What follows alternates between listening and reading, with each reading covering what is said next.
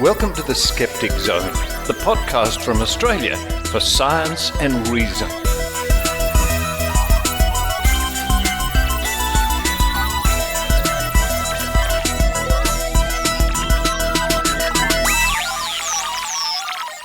Yes, it's the Skeptic Zone podcast, episode number 853 for the 9th of February 2025. Richard Saunders coming to you from Sydney, Australia. And I don't know about you, but I do have a bit of a problem with the hot, humid, muggy weather. And it's been hot, humid and muggy in Sydney. And from what I hear, it's been very hot in Melbourne as well. Coming up on this week's show with Valentine's Day not far away.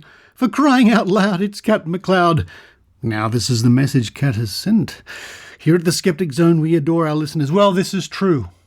Very true. And with Valentine's Day approaching, we thought we'd like to do a segment dedicated to you, the listener. Are you feeling the love? Roses can be red. Violets aren't blue. On this week's show, Kat will be looking at Valentine's Day origins, myths, and alternatives for you. Looking forward to that. After that, we have part 2 of the AI-generated radio play about Psychic Penny and her adventures through space with the Galactic Federation. If you remember last week, 2 agents from the Galactic Federation collected Penny and whisked her away in their spaceship. What happens to Penny? Find out a bit later on in this week's show. Then we have Maynard's spooky action. Maynard was at Skeptics in the pub just a few nights ago, and it was a great night. I gave a talk about how you too can be a psychic, looking at all sorts of psychic tricks and wonders and optical illusions and things like that. But Maynard ran around with his microphone and he asks pubgoers, what do they think about intuition and gut feelings? Then to round off the show, in the Trove segment, we take a look through the history of digitised Australian newspapers to look for strange monsters. And speaking of strange monsters, we might see a strange monster or two, or who knows what, later on in the year, where I will be joining the Skeptoid Adventure Cruise to the Bermuda Triangle. Now that's from July the 7th to the 11th, leading from Fort Lauderdale. And Brian Dunning tells me there are still some tickets left. And if you check that out at skeptoid.com, you'll find there's an option to share a cabin, have a shipmate. And that is a cheaper price, a good option to explore. I think there are some people who are looking for shipmates. What an exciting adventure that will be. Anyway, head for skeptoid.com and check it out. Well, that's enough for me at the moment. It's time for me to run downstairs and get something cool to drink. Anything. Ice. I'll just drink the ice. While I do that, I hope you enjoy the Skeptic Zone.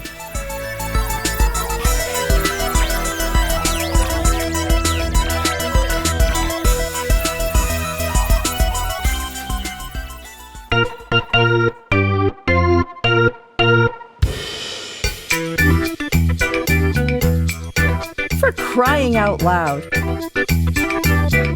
It's Kat McLeod.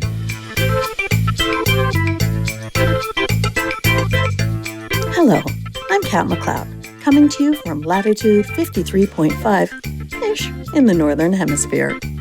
It's that time of year again. Everywhere I go, I see hearts and insipid pink things on display for Valentine's Day. Love and the scent of chocolate is in the air. So I pondered, why do we celebrate in mid-February anyway? Isn't this all just a ploy from greeting card companies in order to boost sales in the sluggish new year? Well, apparently not.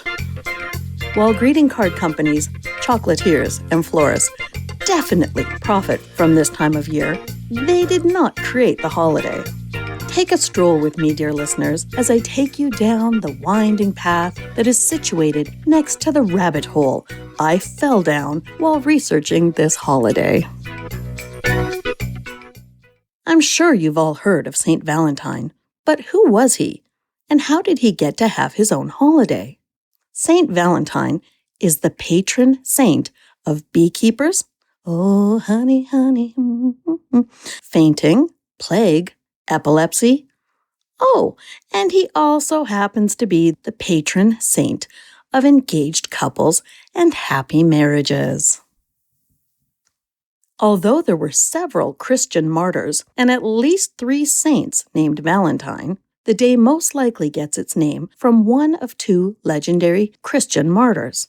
Either a Roman priest who was martyred around 270 CE by the Emperor Claudius II, Gothicus, or for Saint Valentine of Terni, a Roman bishop who supposedly wed couples in secret when marriages had been banned. Though it is also quite possible the 2 saints were actually the same person. Valentine was a very popular name in ancient Rome. The earliest surviving accounts of the 2 Valentines were written starting in the 6th century, and having an awful lot in common and overlapping dates, the historical evidence is so sketchy that it's not clear whether the story started out with one saint who then became 2, or if biographers of one man borrowed details from the other, or if either man ever existed at all. Are you confused yet? Well, you are not alone.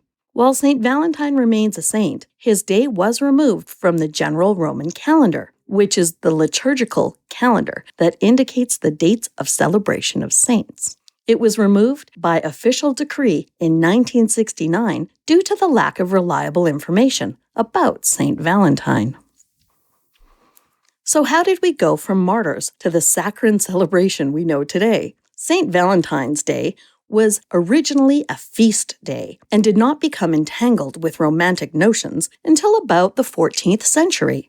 The first recorded association between St. Valentine's Day and romantic love can be attributed to, or blamed on, a poem written by Geoffrey Chaucer in about 1382, titled The Parliament of Fowls, which is about birds choosing their mates, penned to honor the marriage between the 15-year-olds King Richard II and Anne of Bohemia.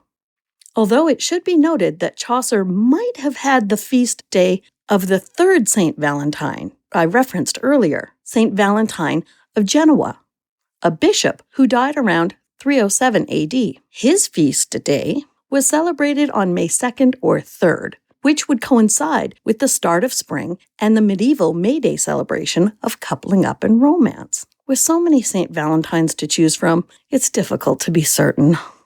St. Valentine's Day is also mentioned around the year 1600 by Ophelia in Act 4, Scene 5 of Shakespeare's play Hamlet. Before the 18th century, being a Valentine may have been a precursor to a betrothal, and presenting a Valentine often demonstrated that a suitor had the means to be a good husband. The early 1800s saw the invention of the industrial printing press, making paper and pre-printed cards more affordable. The commercialism of the holiday took off in the 19th century. Paper valentines were assembled in factories in England, and 60,000 of them were sent by post in the UK in 1825, despite the high cost of postage. In 1840, after postal reforms and the invention of the postage stamp, the number of mailed valentines in the UK exploded to 400,000. I didn't get any. I wasn't alive. Fancy valentines with real lace and ribbons were introduced in the mid-19th century when Esther Howland, whose father operated a large stationery store in Massachusetts, received an ornate valentine, likely very expensive and imported from Europe, from one of her father's business associates. Esther decided she could make a better card. And with the help of her father's supply connections and her traveling salesman brother, she opened a Valentine company, popularizing the greeting cards in America. In France, they celebrated une loterie de l'amour, or the love lottery, where single people of all ages stood outside their homes and they would call out to see if they could be paired off.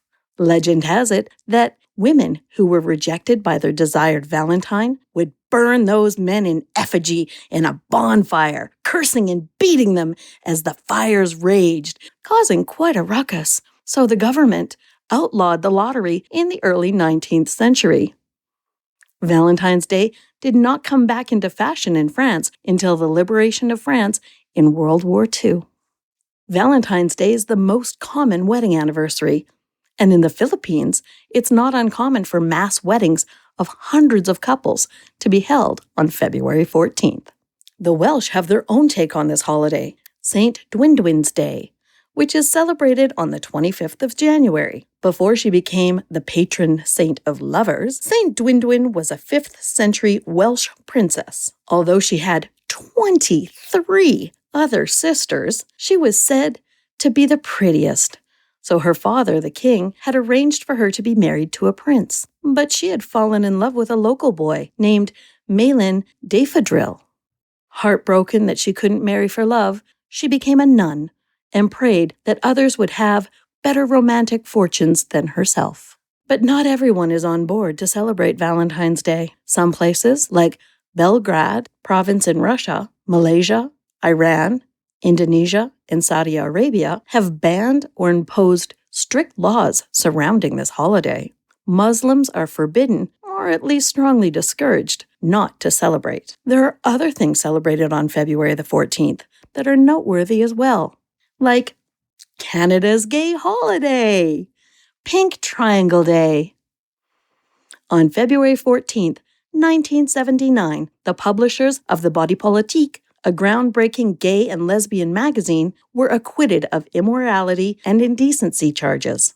This milestone is considered one of the earliest victories in the gay movement's struggle against censorship. On the anniversary of the decision, which happens to be Valentine's Day, Pink Triangle Day is celebrated to recognize LGBTQ+ rights and commemorate the persecution endured by the LGBTQ+ individuals during the Holocaust. It serves as a reminder of the ongoing struggle for equality and the celebration of diversity within Canada and globally. In 2010, the American TV show Parks and Recreation created Galentine's Day for women to celebrate each other on February 13th.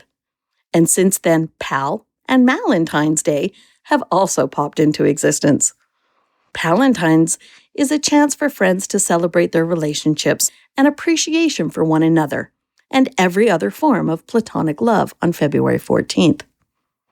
Valentine's Day is for men to celebrate their male friends and bromances on February 12. Singles Awareness Day, also known as Singles Appreciation Day, is February 15th, and it is meant to be a positive counterpoint to all of the emphasis put on romance and couples the day before. It is about self-love, independence, and feeling good about being single. And it helps that chocolate is often marked down and on sale that day. So, sorry. While Valentine's Day is heavily commercialized, it was not invented as a scheme to boost sales by card manufacturers. It is also not to be mistaken for the Roman fertility festival Lupercalia, which was held February 13 to 15 and included animal sacrifices until the Pope forbade participation in the festival in 494 CE. While the timing of the two celebrations overlap, Lupercalia was a pagan festival, and you must remember that originally St. Valentine's Day was a feast to celebrate the martyrdom of Valentine for ministering to the oppressed Christians, and was not about love or romance. There are many things to celebrate or ignore in mid-February, and if you need a Valentine, I'm here for you. Until next time, this is Kat McLeod signing off from Kitty Corner Studios in Edmonton, Canada.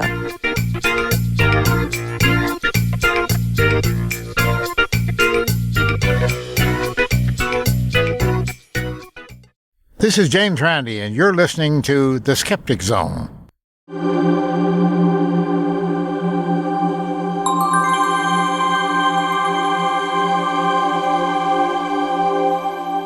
Now, on last week's show, we had an episode, a short space adventure, starring a so-called psychic and a couple of Galactic Federation agents, written by DeepSeek. And people have been wondering if that's going to continue. Well, why not in this chapter, the continuing adventure? This chapter is written by Copilot. So maybe every week we'll try a different AI generator. And of course, this was written in roughly 5 to 10 seconds.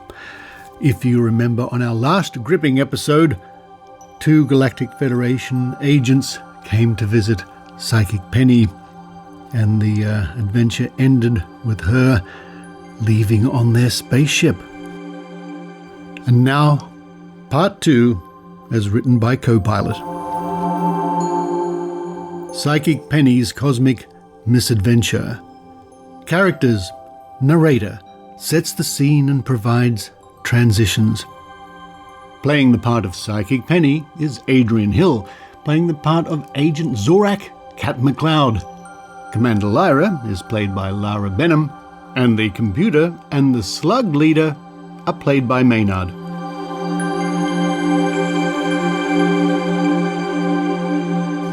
Act 1. Welcome, listeners, to another cosmic escapade in Psychic Penny's Cosmic Misadventure.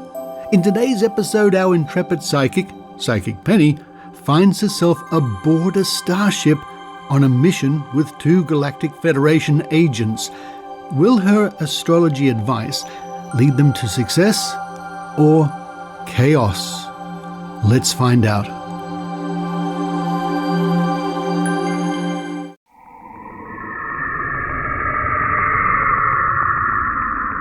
The stars have spoken. We must set our course for the constellation of Centaurus. Right, because nothing says accurate navigation like astrology. Oh, let's hope your psychic powers don't get us lost, Penny. Federation headquarters is counting on us.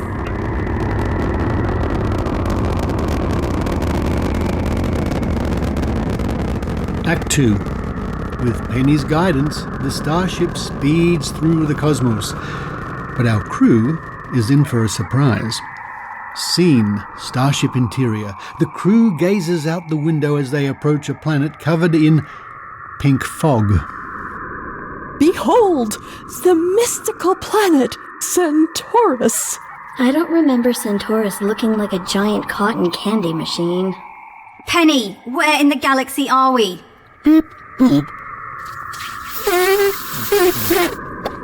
Welcome to planet Blipnar. Population 42 sentient slugs. I said sentient. Blip boop.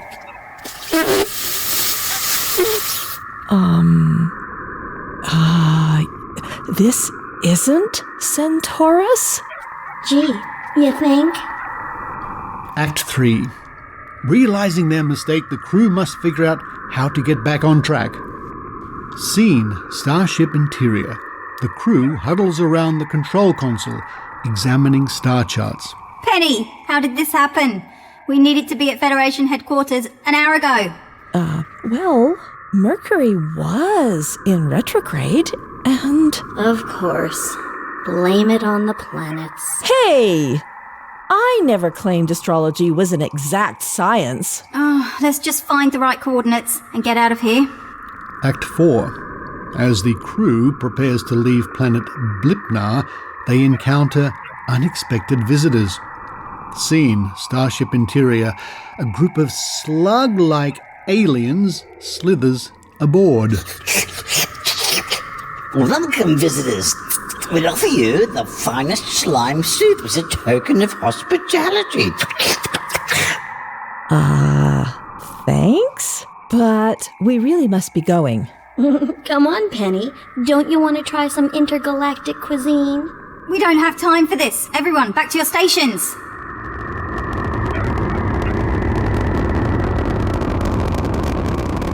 Act 5. With a slimy farewell, the crew finally sets course for the correct destination, but their troubles are far from over. Scene, starship interior. The crew is back on track, but the ship's alarms suddenly blare. What's happening now? Looks like we've got a navigational glitch. We're veering off course again. Everyone, brace yourselves. We're about to... And so, dear listeners, our intrepid crew hurtles towards an unknown fate. Will Psychic Penny's cosmic misadventure never end? Tune in next time to find out.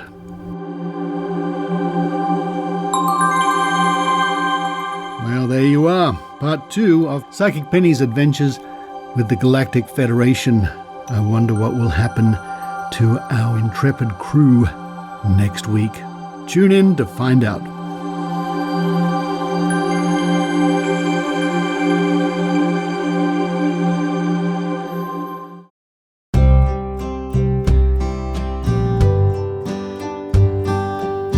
ただいま聞いていただいているポッドキャストはオーストラリアから The Skeptic Zone という科学と論理のポッドキャストです。英語は世界中で数ある言葉の一つですが、このポッドキャストはいろいろな国の言葉で紹介します。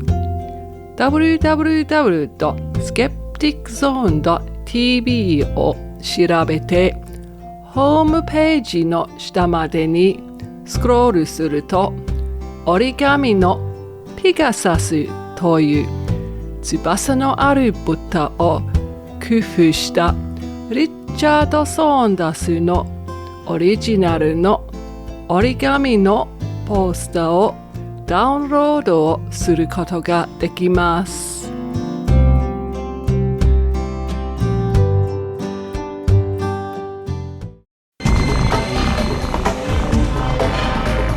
Here's Maynard's spooky action at a distance.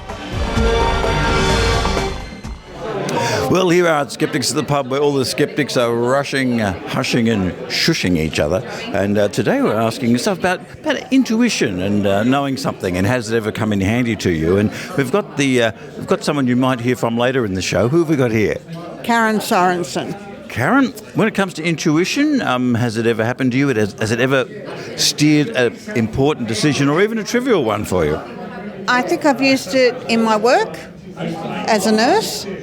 And what department would you have been working in at the time?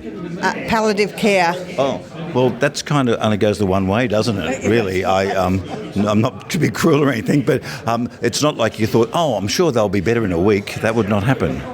No, but it was more like, I think they're going to die soon or tomorrow. Yeah, or soon. Yeah. Wow. Well, that would have been a fairly grim thought to be having fairly regularly, even considering the department you were working in. Well, it helps me alert the family, I suppose, or get people to come and see them, yes. And I imagine in the nursing field there'd be a lot of that kind of intuition going on, based on the experiences you would get every day and a certain regularity that comes into things. Yeah, so, I mean, some of it would be technical skills or observation skills as well, but sometimes you just know that something's going to turn before actually there's any observations that are, like physical observations that are telling you that. And what has been your favourite department to work in as a nurse? Because I speak to a lot of nurses at various times. Some love the excitement of being in the emergency department. Some like being able to work with children, even though it's sad sometimes. They like being able to make them better.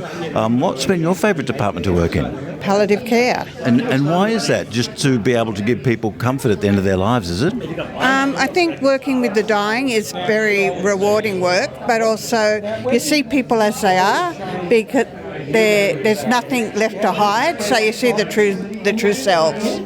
Have any of them gone out and done anything they've always wanted to do that they haven't been able to in their final weeks? Yeah, I've seen that, and I've seen, and with children, I've seen them do things for their families, to leave memories behind. How do you walk out of there an afternoon and kind of shake off what's happened? That could be something we all could learn. I don't think you totally shake off things that happen. I think certain people's stories remain with you forever, and that's just the way it is. I think you learn to look after yourself and do things to make sure that you're okay, and that might be making good times. It's taught me very much to do things I want to do when when they need to be done, rather than leaving things behind. So saying the I loves yous, doing special things that you want to do with people. Yeah, and don't put stuff off generally. That's right. Thank you. That's okay. Okay. Well, we are talking about intuition here tonight, and who have we got here, and in what way is intuition governed or not governed any decision you've made? Well, I can intuit most things, Maynard. I'm a very wise sage man. Oh, get out. How do you know that? Just look at me, for goodness sake. That's true. When we go to restaurants, my wife and I, she orders the thing that I wanted to order, and I knew that I would like it more than her, and I'm always right. Now, is this years of going out together? Yeah, it's kind of a game we play. Okay. Now, you don't strike me as a Caesar salad guy. I wouldn't think you'd be the Caesar salad guy, would you? If you ordered one, Maynard, I think I'd like it more than the dish that I'd order. Okay, well, fair enough then. So, has this led to any unusual situations? Has it ever gotten wrong? Because if it's gotten wrong, that would be a bit of a downturn, wouldn't it? The thing about my intuition is I've never got it wrong. Well, I guess when it comes to food, it's pretty harmless, really. It's not like you're betting on the races or anything. Cheezels, too many cheezels, that will harm you. Thank you. Of course, right up the back, we've got the man who's the dark horse there. When it comes to intuition, has it ever steered you any way? And has it actually been intuition or just blind luck? I would say it is intuition. I mean, it's intuition and gut feel. They are very real, but I don't think they're attached to paranormality or mysticism. Right. You don't think there's anything going on the quantum level? On the quantum level, well, I mean, if the brain has the biology that depends on some element of quantum physics, I guess it does. So basically, the answer's been no. You've never been in a situation and gone, I think I should do this, and it's been right. I'm sure I've had many situations that way. I mean, yes, but I can't remember anything specific. I mean, probably like most of us, when we're put on the spot, that's what we'd come up with. I've seen stories on the telly of some dodgy items, and my intuition is to laugh. Well, I think that's the answer. Yes. Thank you.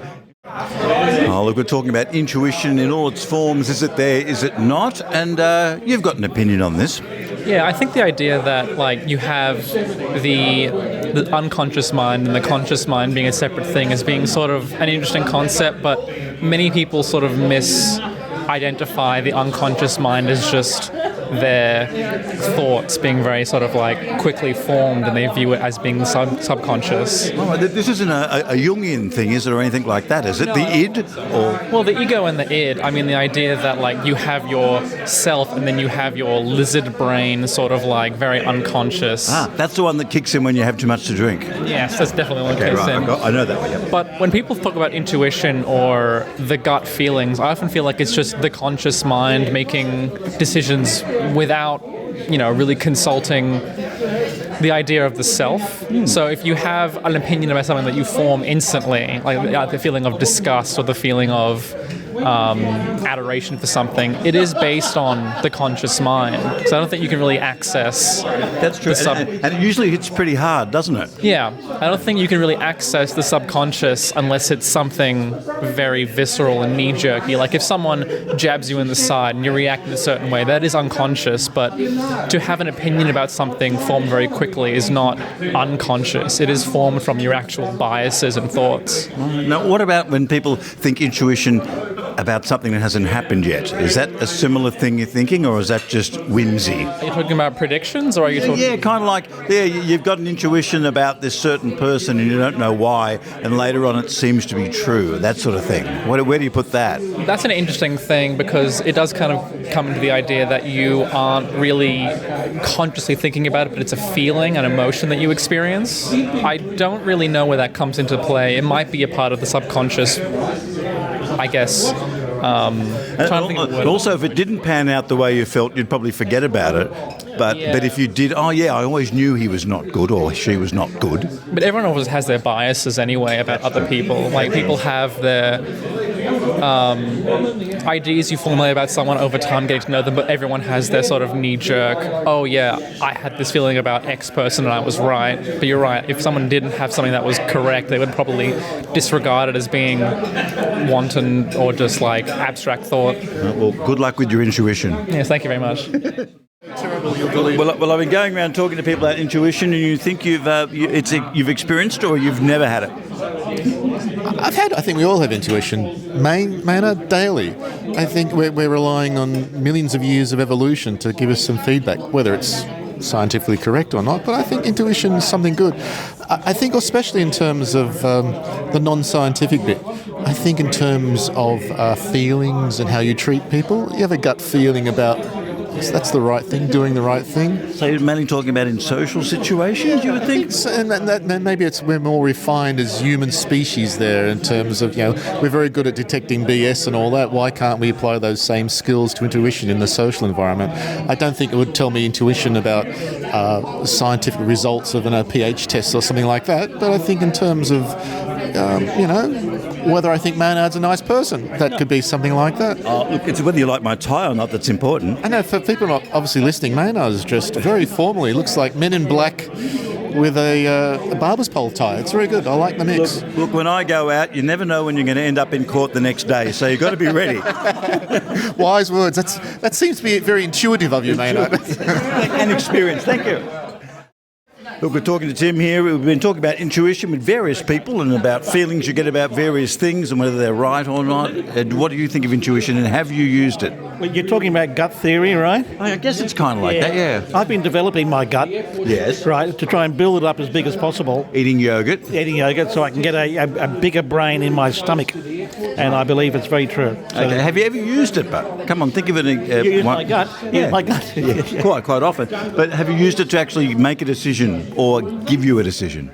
Yeah, I think sort of when you're driving, you use the gut theory a lot, and you use your gut feeling that you're not going to get knocked down by another car or something on an intersection. You look around and you base it on past experience. You think, will I make it through?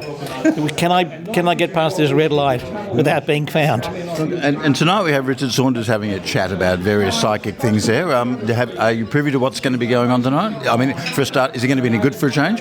Yeah. Oh, unlikely, isn't it? Really, he's been doing this for a long time. I've never heard him do a good presentation, ever, actually.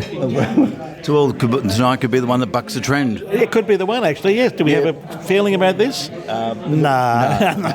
My gut feeling is that he'll be just as he usually is. Yeah, that's right. Yeah, yeah. Okay. Well, thank you, Ed. Thank you, Tim. Oh, and by the way, is there anything we need to mention about the Skeptic magazine? Is it out or not out? Has it been lost? Did your dog eat the homework? No, the next issue of the Skeptic magazine, we're having a look at some folklore ideas, a specific example of folklore, and also about the nature of folklore and how it spreads like epidemics. Oh, okay. And we're also going to have stories about, the Hall of Shame is going to be there as well, actually.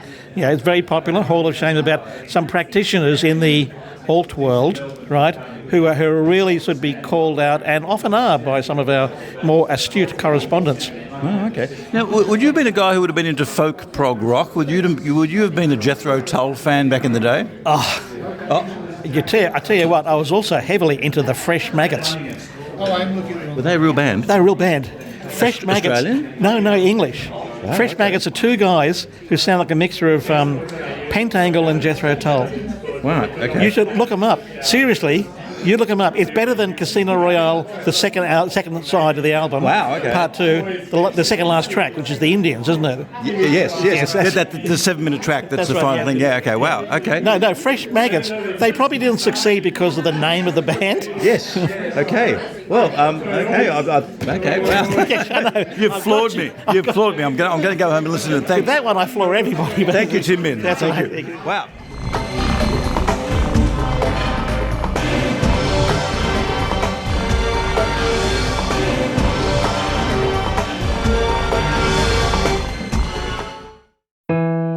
Hi, I'm Ben Radford, co-host of Square and Strange podcast. In these trying times, as we help each other out to hold on to hope, we want you to know that we're here for you. Hey, what are you going on about? Who's interrupting my heartfelt promotional copy? It's me, Celestia Ward, your co-host. Really? In these trying times? That's the best you can do? Well, I'm just doing what everyone else is doing. I thought... That's not what we do. Oh, for crying out loud, who else is here? Pascual Romero, your other co-host? Hey. We don't do what everybody else does, Ben. That's kind of our thing at Squaring the Strange. Yeah, we try to approach things a little differently than your standard skeptical talky talk show. We do our own thing, bringing science, critical thinking, and skepticism to bear on issues of the day. We've got a professional skeptical author, Ben, who has decades of experience researching topics for 12 books and thousands of articles. And a cartoonist skeptic, Celestia, who knows her stuff when it comes to facial weirdness and the psychology of perception. And a badass heavy metal rock star and tech engineer, Pascual, who brings knowledge of all things audio, plus a bunch of neck tattoos. Squaring the Strange explores topics both mysterious and mundane through a critical lens. Monsters, panics, media literacy. Okay, forget the whole trying times promo idea. But we have chupacabras and clown panics, right? Yes, Ben.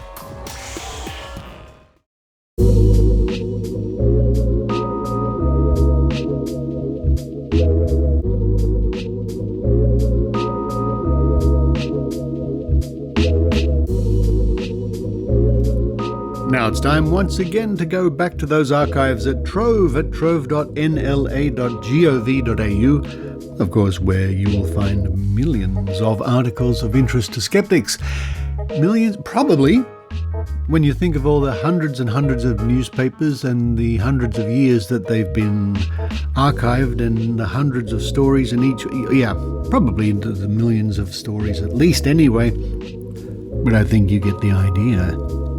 So this week I was wondering what we should look up, because when you go to Trove you never know what you'll find, and it occurred to me, eating my breakfast, that I might look for something strange.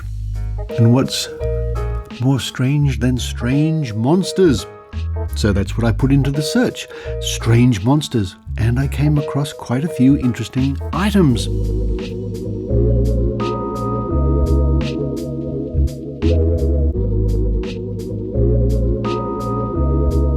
But we'll start in the year 1938, on the 17th of March, which was a Thursday, in a newspaper called the Western Mail Junior, a paper for boys and girls.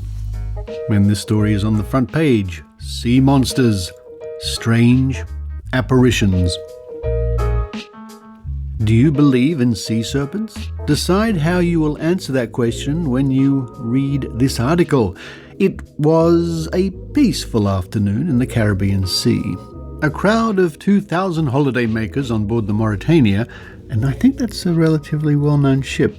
Let me have a quick look. RMS Mauritania 1906 was a British ocean liner launched in 1906. She was the world's largest ship until the RMS Olympic in 1910. And I've heard of that ship for another reason. Maybe you have too. Anyway, aboard the Mauritania were enjoying the sunshine.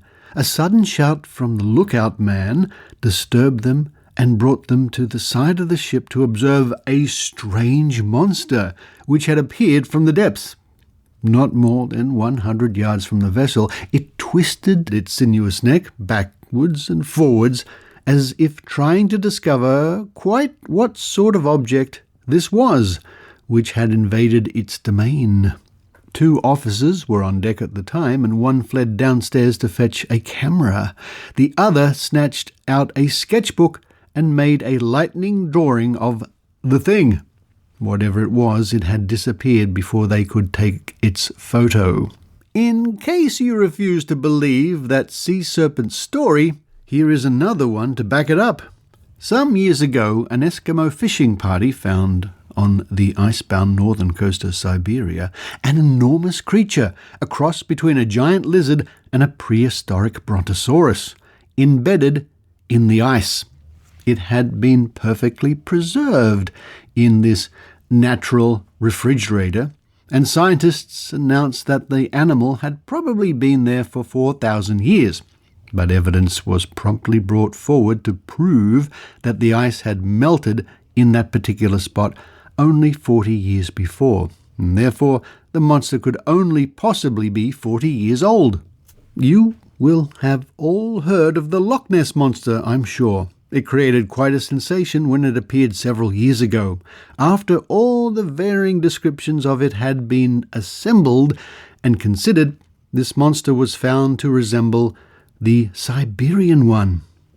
After all, so the papers said, why shouldn't the big Scottish lake hold some queer sea beast, harried from the oceans by the relentless pursuit of flesh-eating creatures like tiger sharks and killer whales? The only photograph of the Loch Ness Monster ever obtained was taken by a doctor, and it is too blurry to be regarded as conclusive evidence for the monster's presence. On one occasion, a news film party went to Loch Ness specially to film the monster. They could not find it, but one of the photographers snapped a massive footprint in the mud and rushes by the lakeside, only to be told that the spoor was a fake one. What is your opinion on this matter of sea monsters? And I wonder if the boys and girls reading that way back in 1938 might have written in with their opinions. Now let's see what the Western Australian newspaper had to say way back in 1946 on the 30th of March. Strange Monsters, Australian Tigers, Bunyips, Sea Serpents by J. Crockett. And the accompanying illustration at the top of the page is of the classic sea serpent, looking more like a snake, a giant snake really, with a sailing ship in the background. And the caption here says, a contemporary illustration recording the appearance of a monster sea serpent along the Atlantic coast in 1851. A horrific monster off the Australian coast was reported as far back as 1890. Half of Pennsylvania, USA, has been out hunting a strange monster which cries like a child, leaps 20 feet into the air, and which is variously thought to be a panther or a bear. America, of course, has had a few wild beasts of her own, including panthers and bears, but I'm willing to lay a 10-to-1 bet that this monster turns out to be a house dog, gone bush, or something else equally commonplace. Our experience in Australia with monsters, lions and tigers lures me into this apparent rashness. For 150 years we have been hunting monsters, but no one has ever been taken, to borrow from the wording of rewards, alive or dead. When a hunt has been successful, the kill has usually turned out to be in the nature of an anticlimax. Thus, the notorious Tantaluna tiger was shot and found to be a calf. The equally famous Colac tiger changed mysteriously into a wild pig after it was shot, and the Riverina tiger somehow suffered a sea change into a wild pig. Tigers, hippopotami, strange hybrid animals, bunyips and sea serpents have all been sought at one time or another. Dutch explorers started the vogue for tigers by claiming to have seen one in their tracks. Hume's hippo. In 1821, Hamilton Hume, the explorer, said that he had seen a large animal, quote, something like a hippopotamus or a manatee, quote, near Goulburn, New South Wales. But although the Philosophical Society of Australasia offered Hume a reward for its capture, or, failing that, its head, skin or bones, Hume could not find his hippo again, nor could anyone else. Hume's hippo points to the moral of all these stories of mysterious monsters. Invariably, someone sees one, then a lot of other people see the strange creature. Stimulated by this American report, I confidently expect a new hunt for a tiger to start up any day now in Australia. Our last panther was seen in 1940 near Melbourne. Since then, we've all been rather busy with a war. When sufficient people swear positively that they have seen the monster, hunts are organised. The chase grows hot, and then just as mysteriously, the monster, apparently alarmed at all the publicity it's getting, vanishes and is seen no more. Tigers have been reported from Pipers Creek, Mansfield, Lockwood, Chiltern, Brigolong and other Victorian towns, from Harden, Tanwongalo, I think that's pronounced, Goulburn, Gloucester, Wellington, Jamberoo, Orange and elsewhere in New South Wales, from 3 Mile Scrub to St George District, Brisbane and Normanhurst in Queensland. Lions have been reported from Harden, Taree and Gloucester, all 3 towns in New South Wales. The Harden lion was never caught. The hunt was on in 1933. Nor the Gloucester sheep killer of 1932. The Taree ferocious lion turned out to be a dingo house dog cross. The numerous tigers were usually seen at a too great a distance to be identified positively. In a class of its own is the queer creature which 4 horsemen are supposed to have seen crossing the Molonglo River, New South Wales, in 1886. This was claimed to be a, quote, remarkable animal, whitish in colour and about the size of a large dog. Its face was like that of a child, end quote. It got away and the snark was never seen again. Naturalists think that most of the tigers and lions that are seen from time to time are large dingoes or dingo dog crosses. And I'll stop here to say every time the word tigers or lions is mentioned, or tiger or lion, it's in quotations. Half man, half fish. Bunyips had quite a vogue in Australia's cradle days. People were always seeing them. Hundreds of descriptions, nearly all different, were published. Often it was said to be half man, half fish. Sometimes it was asserted it was as big as a bullock. At others, the size of a kitten. Again, it was said to have claws like a crocodile. Quote, a large furry animal shaped somewhat like a dog, end quote, ran one account. Quote, with bright shining eyes it seems to swim in lagoons and billabongs by means of fins, end quote. No one has ever captured or shot a bunyip. In 1836, what was thought to be a bunyip skull was found on the banks of the Murrumbidgee River. It was packed off in cotton wool to London. A famous anatomist laughed heartily when he saw it. The find was the deformed skull of a calf. Reports of bunyips have come from all over Australia, but most of them come from the Billabong area in the Darling-Murray Rivers Basin. And therein lies what I think is the clue. The bunyip was, and is, a seal. In 1932, a seal was found in the Murray River swamps between Renmark and Loxton. Another, that must have gone up the Murray 900 miles from the sea, was shot at Conago in New South Wales. Sea leopards, which are often 10 feet to 12 feet long, and are spotted, may be the origin of some of the tiger stories from coastal towns. Sea leopards are often driven north by Arctic storms. Thus, a report of a tiger at Bega, New South Wales in 1940 can probably be explained in this way. Bega residents heard fearsome growls and barks coming from a swamp. Someone left a fish meal there, and the next morning the strange visitor had disappeared. In December 1939, most of Grafton, New South Wales, was out hunting for a crocodile. There probably was one because scientists and expert hunters identified tracks in the mud as being genuine. Now I'll just stop here and say I don't recall reports of sea leopards in the interior or away from the coast in New South Wales or other parts. I wonder. Shock for fishermen. There is quite a literature about sea monsters. 4 fishermen fishing off Borlambi Reef, New South Wales, saw a monstrous serpent with a head 6 feet thick in 1930. It opened its mouth about 8 feet wide. 2 days later, from the same place, came news of the sighting of a 90-foot serpent by 3 people on a cliff top. Then it was seen no more. In 1891, a diver in Newcastle Harbour maybe it was Maynard, came up in a hurry because he said he had seen a sea monster 30 feet long, with a head like a dog and saucer eyes. 2 other men saw it later. There are 3 other sightings of sea serpents.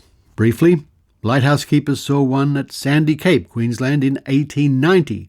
Another serpent with a 20-foot neck chased a Tasmanian fisherman in 1899. And sailors on the St. Francis Xavier saw an 80-footer off Port Stephens, New South Wales, in 1925. Myself, I am skeptical. Scientific opinion is that those sea monsters are often shoals of fish, sea squids, and long trails of seaweed. My final remark is that if I ever have to do any lion or tiger taming for a living, I shall feel much safer if it is with some of our Australian ones. The only catch is that no one would pay to see me performing in a cage by myself.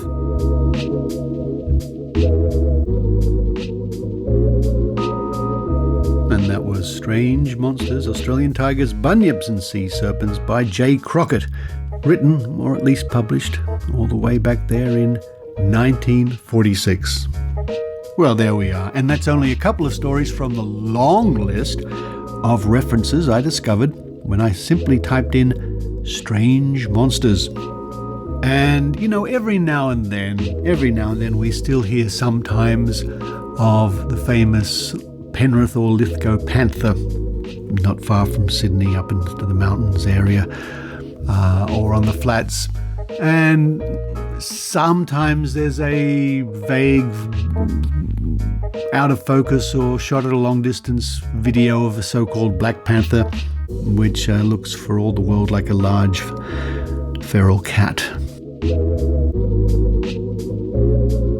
But you too can find out about mysterious panthers or sea monsters or lions or tigers when you go to Trove at trove.nla.gov.au, because when you go there, you never know what you might find.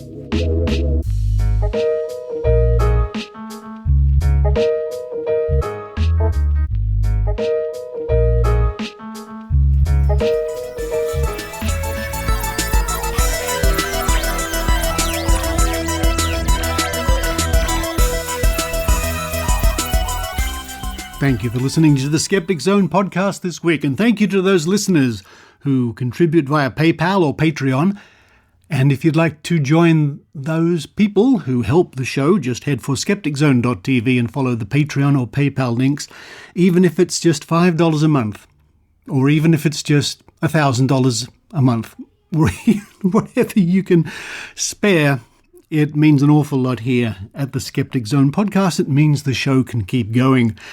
And again, thank you to those wonderful people. Now, speaking of wonderful things, the Surf Coast, that's a wonderful place. The Surf Coast in Victoria. The Surf Coast Skepicamp 2025, Australia's longest running Skepicamp returns for 2025. A great opportunity to share your thoughts and ideas with your fellow skeptics. And if you want to find more about that event, there's a link in this week's show notes. If you live in Melbourne, it's not very far to get to the Surf Coast. It's quite convenient. It's in the beautiful, beautiful spot of Aireys Inlet, which is near Anglesey. And what a wonderful place that is. Many, many happy memories of eating Japanese pancakes at Anglesey.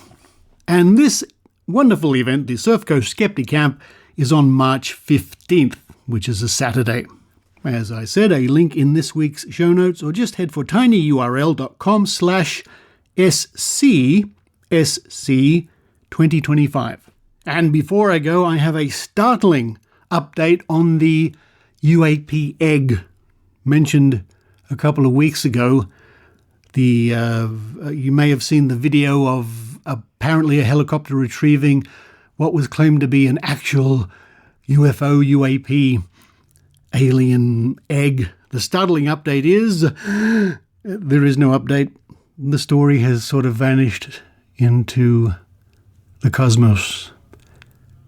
Instead of the promised revelations and world-shattering events, all we hear are crickets. Alien crickets. Oh, and just before I go, don't forget to tune in for next week's episode to hear more of the misadventures of Psychic Penny. I think next week's adventure will be written by, whose turn is it? ChatGPT. But for this week, this is Richard Saunders signing off from Sydney, Australia.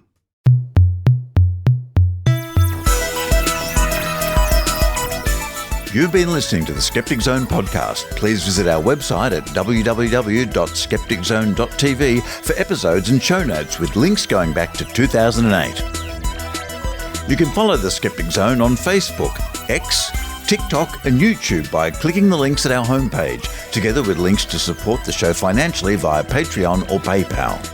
The Skeptic Zone is an independent production.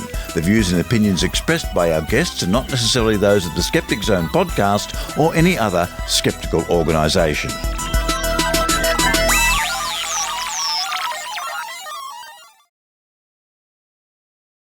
You can do And now you thought you might be hearing some credits or some spoilers for the, the Skeptic Zone 3 or 4 that might be coming on, but no, it's not a trilogy. It's just the end of the show bit with Richard Saunders. And Maynard and Lara Benham. You're Maynard. That's right. You're Lara Benham. Hi. And have a good... Ken and Karen McLeod. Hello. Hello. Hello. Right, now, there is no money involved in this. You're not going to sucker them into one of your wages again, are you? Well, I won't now. You've given the game away. No, this is just no money. No. This is the dice game. So we got a D10, a 10-sided die. We all guess what the number will come up, and we just see how we go. That's it. Nothing more complicated than that. But you must use your psychic power or luck. So what do I do? One or the other. And what is it going to be? It's going to be a 9. Right. So we write 9 for you. So wait. So Maynard? I'll go with a 2. I'm going to go with 1. I'm going to go with 8. 3. 3. Okay. Ready? Yep. Yes. Here we go. 4. Nobody. Nobody. Nobody. 4. Okay. Let's throw it again. This time, what number would you like? 9 again. 9. I'll say 8. 8 for me, no. Karen? 5. 5. I'm going to go with 3. 3. I'll go with 10. Here we go. Away we go. Throw. 5. Karen. Well done, Karen. She's psychedelic. We got 2 more. Maynard. Okay, I'll go with a 1 this time. Okay, I will go with a 1 as well.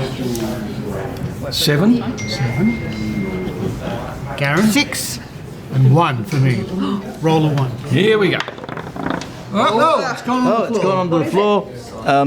I think it's gone into my pants because it hasn't turned up on the floor. A 3. A 3. Nobody. Oh, my pants rolled a 3. Okay. Last one. Last one. 1. Maynard. I'll go with a 7. 7. 2. I'll go with a 6. And a 3. And Karen? 2. 2. Ready? Right. Here we go. 5. Nothing. Wow. So did anyone win, or we all just losers as usual? No, Karen. Karen's a little bit. Hooray, Karen. Okay, so look, this is the after-match report. So congratulations. I think it was a great match on the day. I think at the end of the day, Dice is the winner. What do you think how did you train for this? A couple of gins help. Right, there we go. Well, there we have it.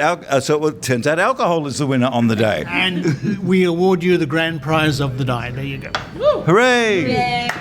Yay! Boy, lame.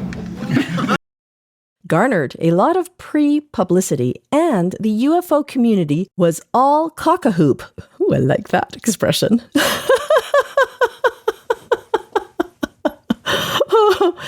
Okay. The controversial astrology segment of the Australian Channel 7's evening TV news seems to have come to an unforeseen end. Aww. Jewel agrees. She's excited to hear that.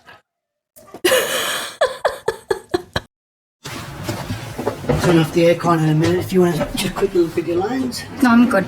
We can just... Probably. Good Boarding.